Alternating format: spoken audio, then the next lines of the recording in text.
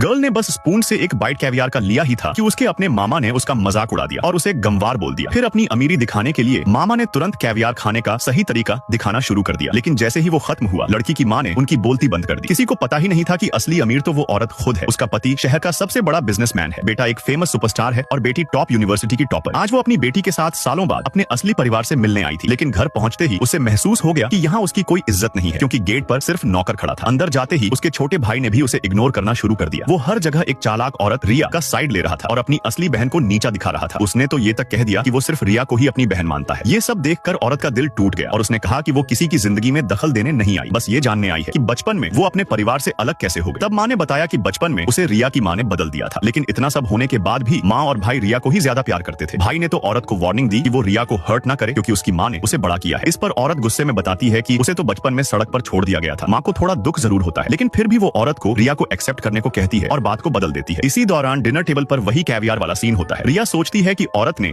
अमीर बनने के लिए पहले से तैयारी की है। तभी रिया की बेटी पीहू स्कूल से आती है और फ्रेंच में अपनी माँ से कहती है कि ये दोनों कितनी चीप लग रही हैं और इन्हें जल्दी भगा दो। लेकिन उसे क्या पता था कि औरत और उसकी बेटी दोनों फ्रेंच समझती हैं। रिया मजबूरन अपनी बेटी से माफी मंगवाती है, लेकिन पीहू बदतमीजी से फिर मामा के पास जाकर पैम्पर होने लगती है। वो अपने बर्थडे पार्टी के लिए एक फेमस एक्टर को बुलाने की जिद करती है। लड़की शॉक हो जाती है, क्योंकि वो एक्टर उसका खुद का भाई है। मामा झूठ बोलता है कि वो एक्टर उसका दोस्त है और बर्थडे पर जरूर आएगा, जबकि सच में वो उससे जानता भी नहीं। इसी बीच औरत को उसके पति का कॉल आता है, जो कंस्ट्रक्शन साइट पर होता है। वो उसे अपना ख्याल रखने को कहती है, लेकिन रिया समझ लेती है कि वो एक मजदूर है। वो माँ को कहती है कि औरत की शादी तुड़वा दो और किसी अमीर आदमी से करवा दो। शॉकिंगली माँ भी इस बात को मान लेती है। ये सब देखकर औरत का दिल पूरी तरह टूट जाता है और वो अपनी माँ से रिश्ता तोड़ने का फैसला कर लेती है। लेकिन माँ उसे बर्थडे पार्टी में बुलाती है और प्रॉमिस करती है कि उस दिन वो सबके सामने उसकी असली पहचान बता देगी। औरत उसे एक लास्ट चांस देने का फैसला करती है। बर्थडे के दिन उसका पति उसे वेन्यू तक छोड़कर खुद बिजनेस का काम देखने लगता है। वो रिया के पति को एक कॉन्ट्रैक्ट देने वाला होता है, लेकिन डिसाइड करता है कि आज के बिहेवियर पर डिपेंड करेगा। अंदर पार्टी में रिया एक प्लान बनाती है और चुपके से एक महंगा ऑर्किड सैंपल लड़की के बैग में रखवा देती है। फिर सबके सामने उस पर चोरी का इल्जाम लगा देती है। मामा तुरंत बैग चेक करता है और वो सैंपल मिल भी जाता है। सब लोग लड़की का मजाक उड़ाने लगते हैं। जब लोग ये सोचने लगते हैं कि क्या ये ही असली बेटी है, तब रिया सबके सामने झूठ बोलकर रिश्ता ट्विस्ट कर देती है। माँ भी फैमिली की इज्जत के लिए उसका साथ दे देती है। इस बार औरत का सब्र टूट जाता है। वो कहती है कि उसकी बेटी पर झूठा इल्जाम नहीं लगने देगी और सीसीटीवी चेक करने या पुलिस बुलाने की डिमांड करती है। तभी रिया का पति आता है